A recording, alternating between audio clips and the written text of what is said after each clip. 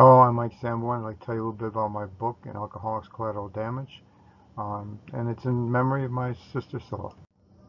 Okay, I broke it out into developmental stages and where we were at the time. So I'd like to present each milestone here with what should happen in most families compared to what happened in our family. So in the earliest years, you would expect child development to learn to trust their caregivers. There'd be lots of open displays of affection. There'd be celebration of rites of passage, uh, like birthdays, first steps, potty training even is celebrated.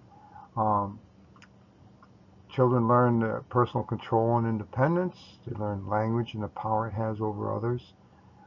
Play and imagination, praise and disapproval from parents is usually sufficient guidance.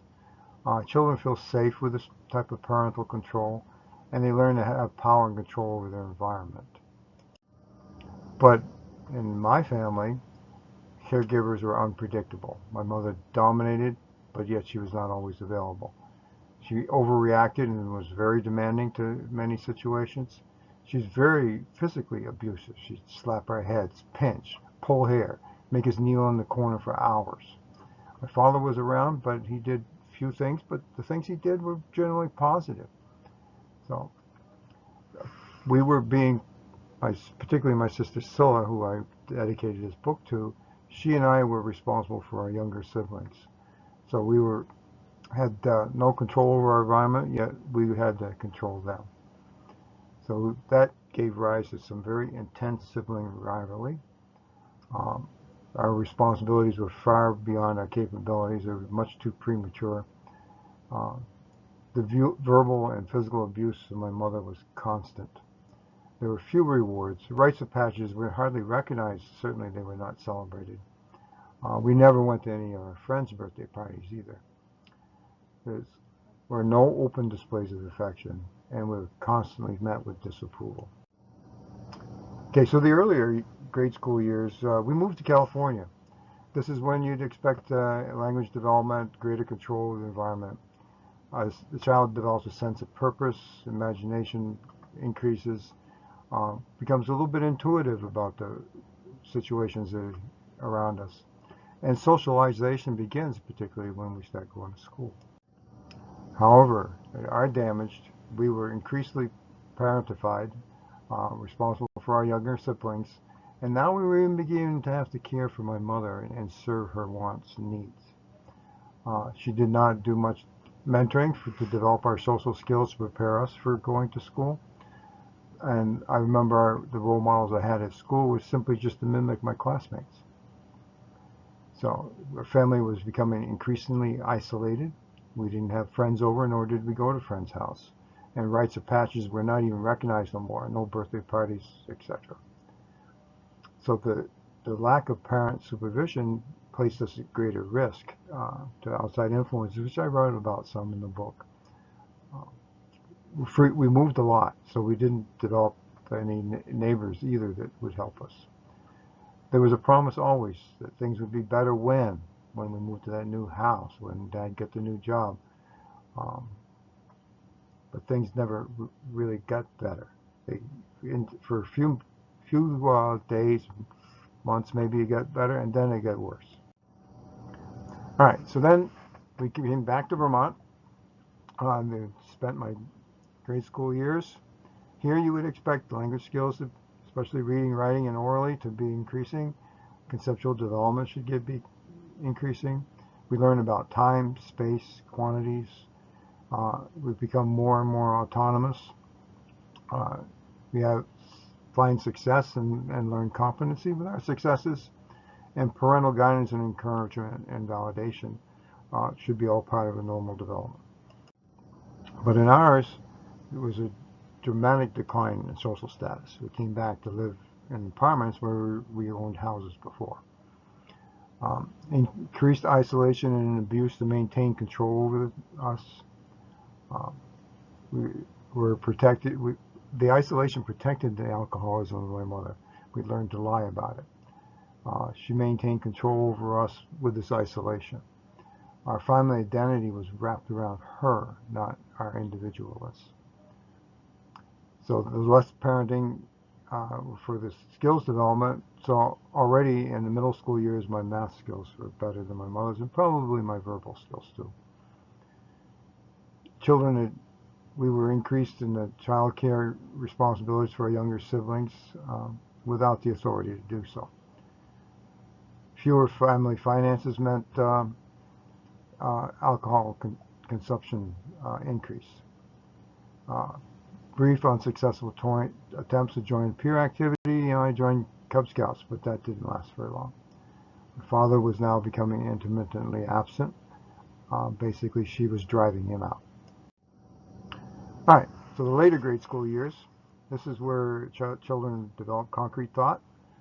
They continue to develop social skills and academic skills. Peer activities usually increase. Sense of competencies from the gaining more successes. And parental guidance and encouragement helps them do that. However, in our damaged development, physical abuse increased, continued even with greater force as he's trying to control us as we're growing older and becoming demanding. Verbal abuse was relentless. We could never do anything right. My father made a few attempts to involve me in peer sports, baseball, but he didn't do much to prepare me for it, and of course it failed dramatically at that. And then Dad became increasingly absent.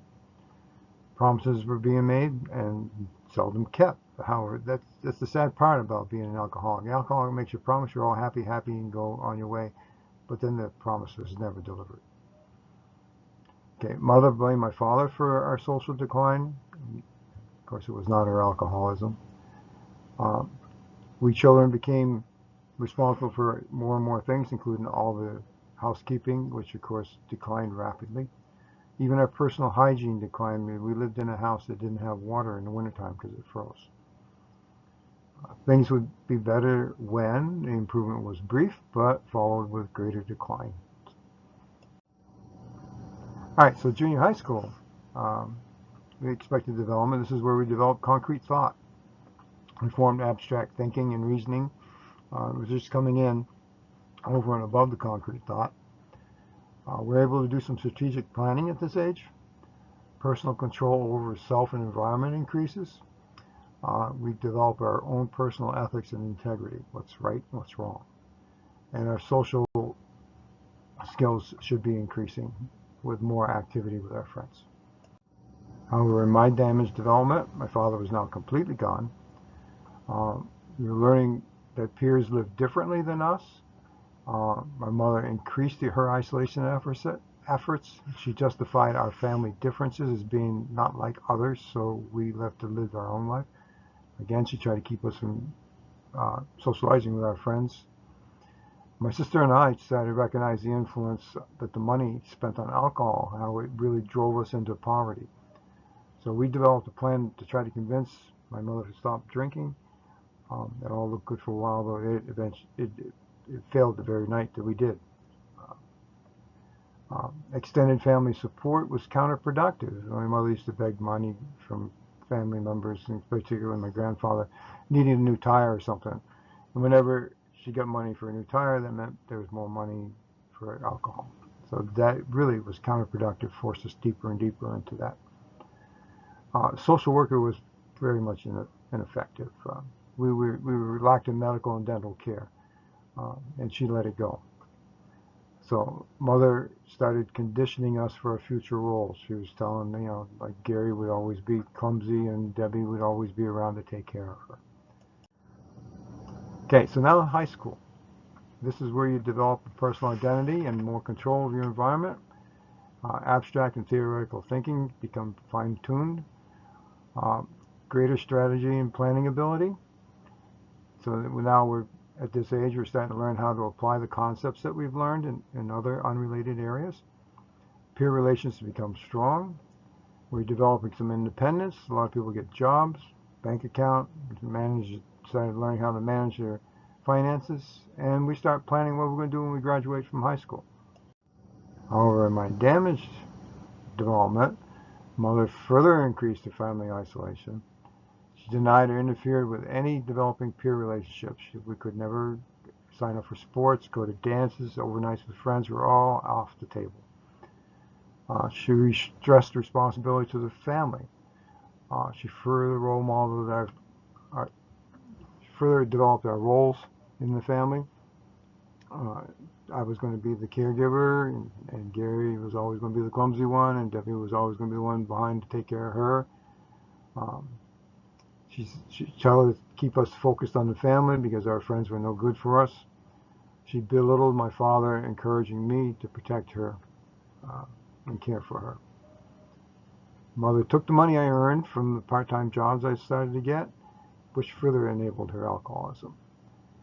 Financial help from the extended family, again, only worsened this situation. Acceptance of our condition.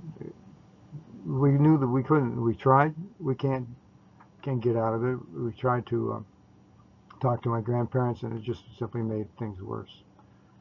So growing awareness of my education far exceeded my abuser. She was no help to me in school. Not that she was ever there anyway. So we started to develop strategies.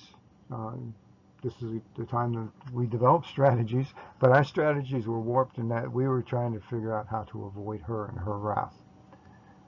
Fortunately, there were some good teachers that helped steer me to a different course.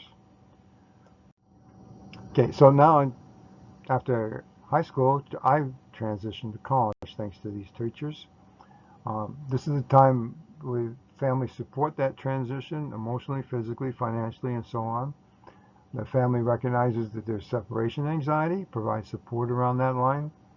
The family allows the independence while providing extended safety net in case it's needed. And family maintains that nurturing contact during this transition period. However, in my transition development, my family actively tried to destroy my college ambitions. The common term was, well, other people can do that, but we can't. We're poor. We had no money. Nobody in the family had money that could support me going to college. And I was told often by my mother, and especially my grandfather, that I was too stupid to go to college. And mother continued to take my money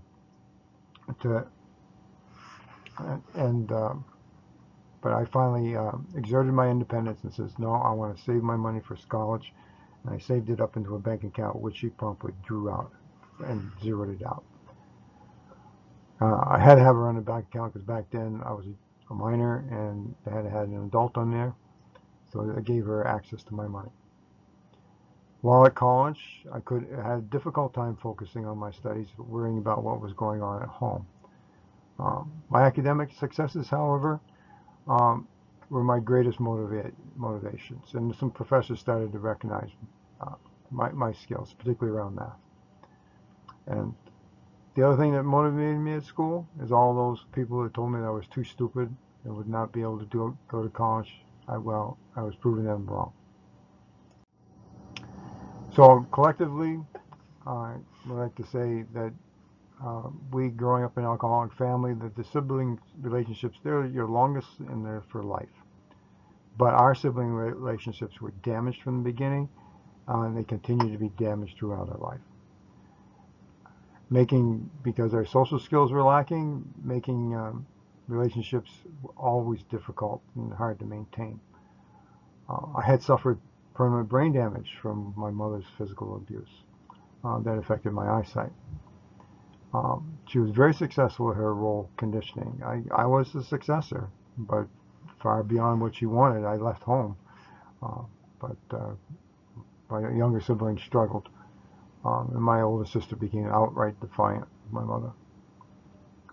My mother was successful at conditioning us to keep her alcoholism and abuse secret. As soon as somebody ever questioned anything about that, she said, "Oh no, that's not true." Even as adults, we were protecting her from her being disclosed to society. So we were expected to fail. That was a normal thing. Or procrastinating, definitely, just never get to it. That things will be better when? Well, when we keep putting that off. It'll get better when this happens. Well, this never happens. Or if it happens, it never really truly got better. In fact, probably got worse. So we have difficulty following through with our plans. Depression is there, underlying all of us. We just don't try to ignore it. But all in all, the best thing for me was my education. Thank you for this, and I hope you enjoy the book. I hope that you're able to see some, if you grew up in an alcoholic family, I hope that you could find some encouragement from it. If you haven't, then certainly you know somebody who has, so maybe this will help you get a little better understanding of what they've been through and still go through.